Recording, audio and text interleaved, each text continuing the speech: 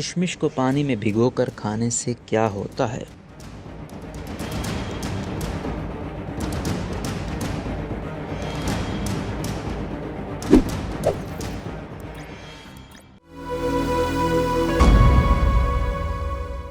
کشمش انگور کو سکھا کر بنایا جاتا ہے اور خشک میوہ جات کے طور پر استعمال کیا جاتا ہے۔ میوہ وہ تمام خصوصیات رکھتا ہے جو انگور میں پائے جاتے ہیں، البتہ کچھ مخصوص طریقوں سے استعمال کرنے سے اس کے فائدے مزید بڑھ جاتے ہیں۔ آج ہم آپ کو اس کے فائدوں اور استعمال کے طریقوں کے بارے میں بتانے جا رہے ہیں۔ کشمش کی غذائی اہمیت۔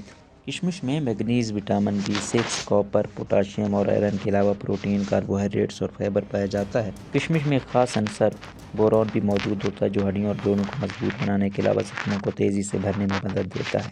پانی میں بھگو کر کھانا۔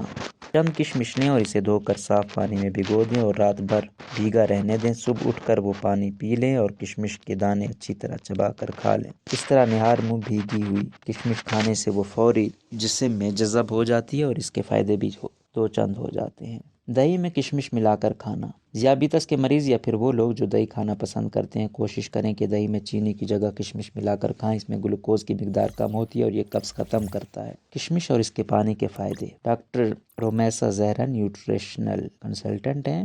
مرہم ٹی وی پر ویلاگ کے دوران انہوں نے بتایا کہ کشمش میں اینٹی آکسیڈنٹ ہے، اس لیے جسم سے زہریلے مادے خارج کرتی ہے۔